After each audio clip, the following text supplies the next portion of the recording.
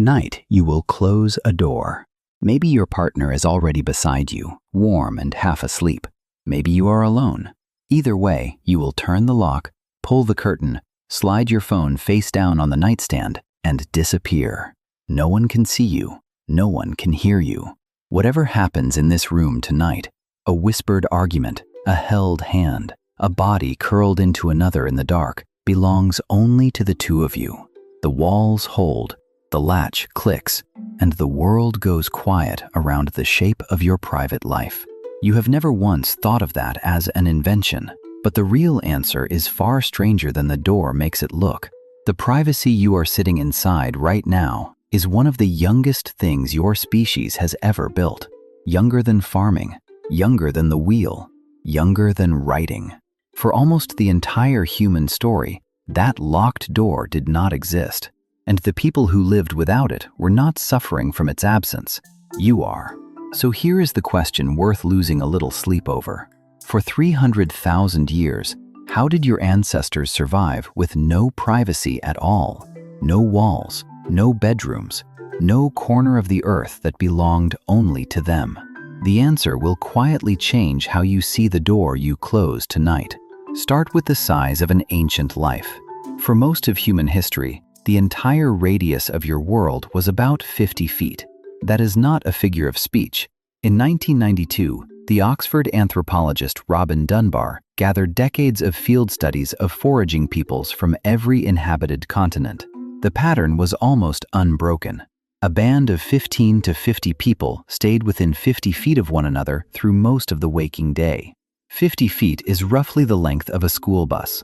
Now picture 40 people living their entire lives inside that bus. They slept in one warm pile. They ate from one fire. They moved across the land as a single body. There were no rooms. There were no walls.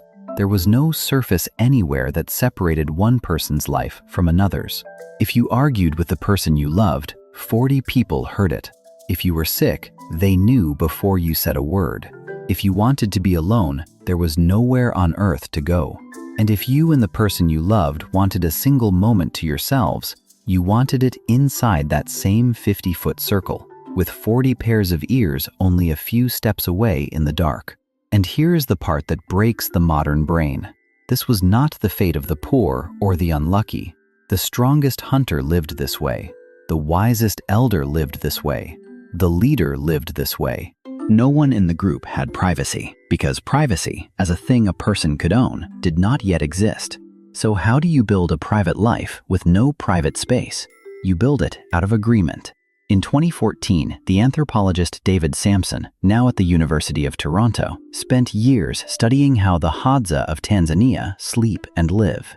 The Hadza are one of the last peoples whose daily rhythm still resembles life before farming. And Sampson noticed 3 habits so consistent they worked like unwritten law. The first was timing. When the fires burned low and the light drained out of the sky, something in the group quietly shifted. Darkness was not only cover, it was a signal that everyone understood and that everyone agreed to act as though they had not seen. For 2 lovers, that darkness was the only bedroom they would ever have. Whatever happened after the fire died was wrapped in a shared, gentle blindness. The second was distance. A couple slipping 50 or 100 feet from the sleeping camp out to the black edge beyond the firelight needed no explanation and earned no audience. In true darkness, 50 feet is the same as vanishing. You move and no one follows. That was the rule, never spoken, simply kept. The third was the most sophisticated of all. Silence. Not the silence of people who noticed nothing, but the silence of people who had agreed not to mention what they noticed. You already know this instinct, even if you have never named it. 2 strangers pressed together in an elevator. A couple having a low, tense argument at the next table. Someone crying quietly on a train. The whole unspoken contract of crowded life is that you will act as if you cannot see what you can plainly see, and the favor will be returned. The sociologist Irving Goffman gave it a name: civil inattention. It is the oldest privacy there is, not a wall, a decision to look away. The anthropologist Colin Turnbull lived for years with the Mabuti of the Central African forest, and he recorded something that sounds impossible at first. The Mbuti had no word for privacy. Not because the idea was beyond them, but because they did not need a word for a thing they performed so naturally. You do not comment on what you did not see. You look away, and someone looks away for you. This is how the smallest, most exposed parts of life stayed bearable. Your body's plainest needs were not private at all. When nature called, you walked out past the camp, downwind, to a patch everyone silently agreed not to use as a stage. No one followed, no one watched, no one mentioned it. It is the same trick you run every time you stand in a public restroom, surrounded by strangers you can clearly hear, all of you pretending no one is there. And sleep was the same. At a site called Ohalo II, on the shore of an ancient lake in what is now Israel, archaeologists uncovered the remains of brush huts 23,000 years old. Each one was barely large enough for a single family to lie down inside. Everyone touching. No way to roll over without meeting another body. That was not hardship to them. In the cold, with predators in the dark, the pile was warmth, and warmth was survival. So before you romanticize any of this, sit with the other side of it. If solitude was rare, so was escape. You could not slam a door on a bad mood. You could not log off. Every sigh, every grief, every flicker of desire happened inside that 50-foot circle, in full view of the only people you would ever know. The Piraha of the Brazilian Amazon, studied for decades, still live close to that pattern, sharing nearly every act of the day, with almost no notion that some part of a life should be hidden from the group. To them, the self is not a thing that needs a closed door. Stay with that thought for a moment, because the rest of this story is about the day humans finally built that door, and the strange price tucked inside it. If you find yourself quietly recognizing your own life in any of this, follow along, because the people who notice these hidden patterns are the ones who never stop seeing them. Then, around 10,000 years ago, everything changed. Humans began to farm. Farming meant staying still. Staying still meant building. And building, for the first time in the history of your species, meant walls. For the first time, you could close a door. You could stand in a space no other eye could enter. It feels like freedom. It was not. It was a trade. In 1996, the Cambridge archaeologist Ian Hodder published a landmark study of Catalhoyuk, a 9,000-year-old town in what is now Turkey, one of the oldest dense settlements ever found. Its houses were packed wall to wall and entered through holes in the roof. And as open, shared living gave way to walled rooms, Hodder found something no one expected. The markers of conflict went up. Damaged tools. Bones carrying the trauma of fights between people. The walls gave each family separation. They also gave each family something to defend. Privacy invented a small, dangerous word. Mine. And the moment a thing is yours, someone else can take it. That particular fear had never lived inside a human camp before. Once the walls were standing, humans did something they had never been able to do. They wrote the door into law. In the Code of Hammurabi, nearly 4,000 years ago, breaking into a home was already a killing offense, and the intruder was to be buried in the very wall he broke through. In ancient Greece, the private home was so total that a man who lived only inside it, who took no part in public life, earned a specific word, idion, the root of the word idiot. In Rome, the principle was carved into the language itself. A man's home is his safest refuge. And yet, even the Romans could not buy true solitude with stone alone, so they hid the last private self somewhere walls could not reach.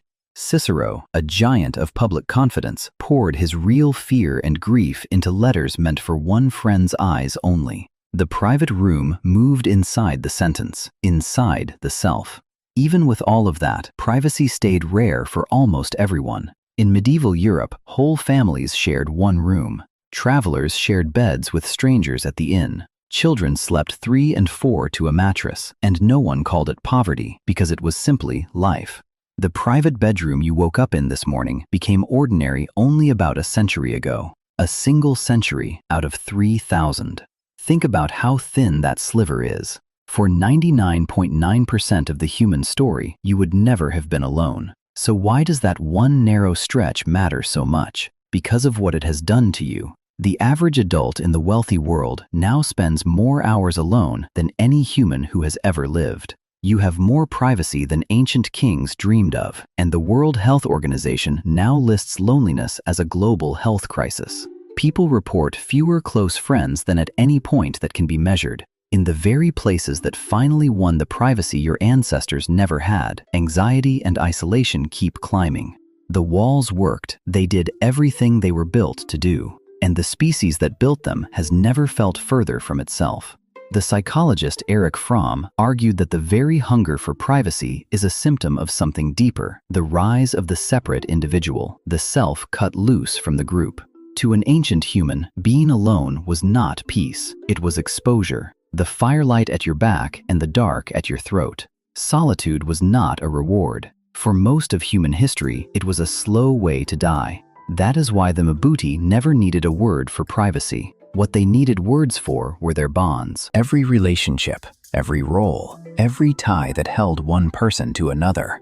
Their language was crowded with names for the ways people belonged to each other. Your language went the other way. You have 100 words for kinds of rooms. You can barely name the feeling of sitting in one of them, alone, late at night. If any of this has touched something quiet in you, leave a comment with the place where you feel most alone and the place where you feel most held. And subscribe before you go, so the next hidden story finds its way to you too. The people who ask these questions are rarely the ones who stop asking them. So here is the truth hiding underneath the door you will close tonight. Ancient humans were almost never private the way you are, and they were almost never lonely the way you are. They built their privacy out of the only material they had, each other. A glance turned away, a question never asked, a darkness everyone agreed not to look into. Then your ancestors learned to build with stone, and they raised walls to protect what they loved most, the closeness, the trust, the warmth of bodies in the dark. And somewhere along the way, behind all those walls, the species forgot what the walls were ever for. Tonight, you will close a door. You will turn the lock, pull your partner close, or pull the blanket over yourself, and feel, for one moment, perfectly safe and perfectly hidden. Your ancestors spent 300,000 years with no door to close, and they were never, not once, as alone as you can be tonight.